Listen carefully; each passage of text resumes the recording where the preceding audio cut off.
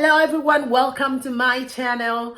Today we would be taking a deep dive into how you can get into the data privacy field. Now, whether you are a lawyer or you are not a lawyer, you can become a data privacy professional. That's the good news.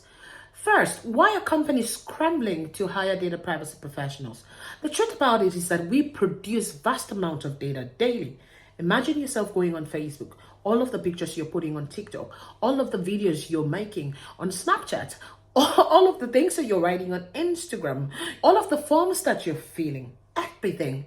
Because of that, companies hire these professionals who understand how to handle data, who understand the laws. So for example, like the GDPR, which is applicable in Europe, or the CCPA, which is applicable in the US, to be able to manage the data. Why? These laws have huge fines behind them. The GDPR, I think one of the highest fines it's ever slapped it on Facebook, which was about 1.3 billion, right? So everyone is scrambling to protect the data of their customers, to build trust with their customers. Now that's an opportunity for you to get into the field. If you are not a lawyer, what are the things that you need to know? First, let's backtrack on that. Let us consider the different career paths. Now, like I said before, you don't have to be a lawyer to become a data privacy professional. Why? There are different career paths, at least 5. Number 1, you can be a data privacy analyst. For that, you do not need to be a lawyer. You can be a data protection officer. That you can be a lawyer or not a lawyer. If you are a data privacy counselor, of course, you need to be a lawyer.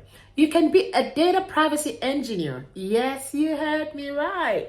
Or you can just be a data privacy consultant. Now, at least I have mentioned 3 different fields, 3.5, that you do not need to be a lawyer in. Let me get into it. How exactly can you become a data privacy professional? Number 1, start with Google. Google is your friend. Just go to Google. First, type in the word data privacy. Read up about it. Type the word data privacy regulations, the words data privacy regulations.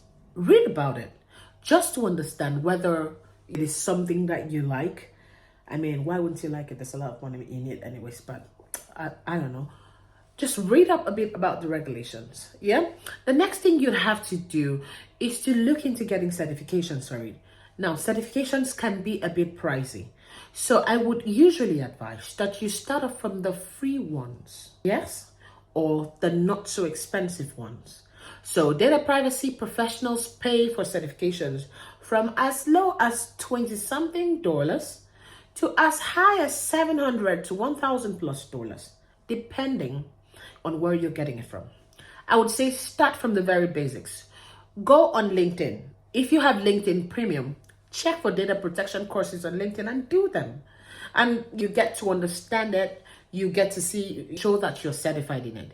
The second thing, you can go to sites like OneTrust, go to their website, OneTrust. OneTrust manages privacy. So it's like a privacy software. It's a company that has a privacy software that manages privacy for companies and organizations. Go to the website of Trust Act and check around for their certifications.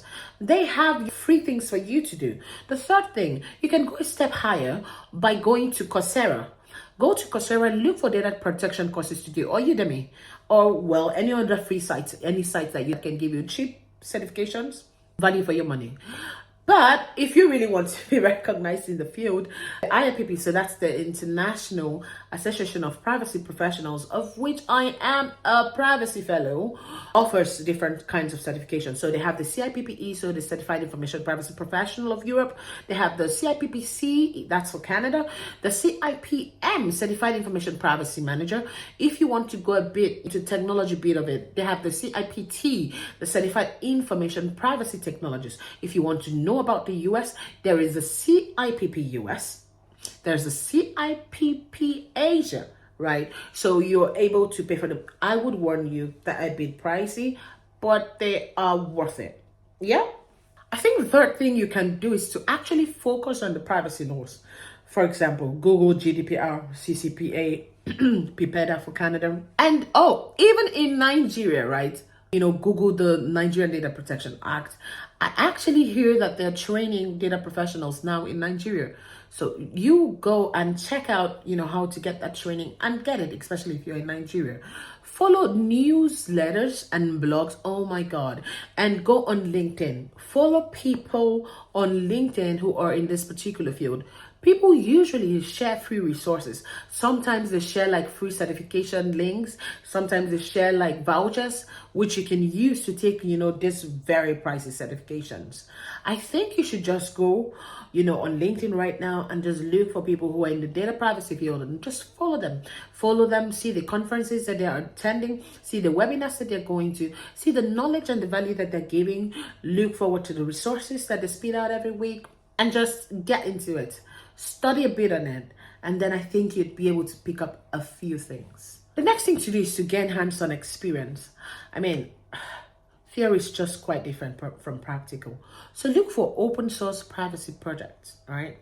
Where people are calling for volunteers or internships, or, just wherever you can. If you cannot get a paid position almost immediately, look for where you can give value, right? And then you're able to gain knowledge, hands-on experience. Because to be honest, we all know that nothing actually beats hands-on experience, right? So volunteer if you can, get a job in it if you can. I mean, if you're switching fields, sometimes it is really tough. Just stick on it, stay on it, keep on applying until you get it. The next thing to do is to build your resume and your LinkedIn profile. On your LinkedIn profile, you can add aspiring privacy professional, just so show the certifications that you have done.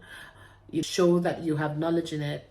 You can also review articles about privacy. Just review them and share what you've reviewed and the article, and start up conversations on LinkedIn. Just getting people to know that you're into this thing, you really like this thing.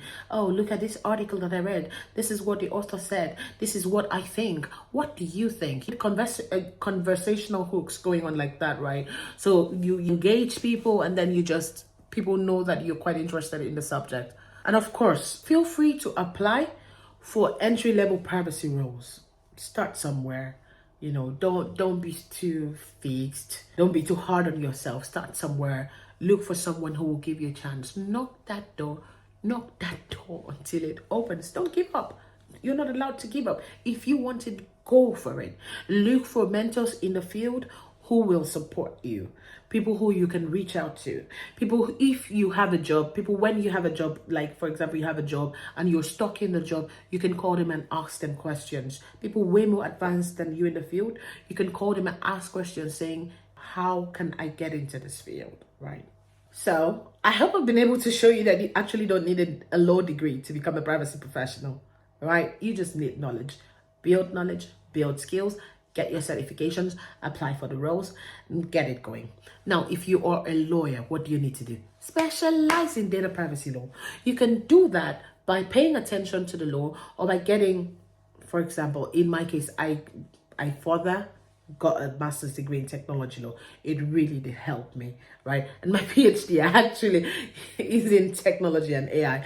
So, I mean, that's a good intersection, right? But you can also do, get the knowledge by getting the certifications, the certifications that I've already mentioned. So CIPT, CIPM, CIPPE, CIPPC, CIPPUS, CIPP Asia, or you get the training that's been given, in Nigeria by, I think. So you go and get that training.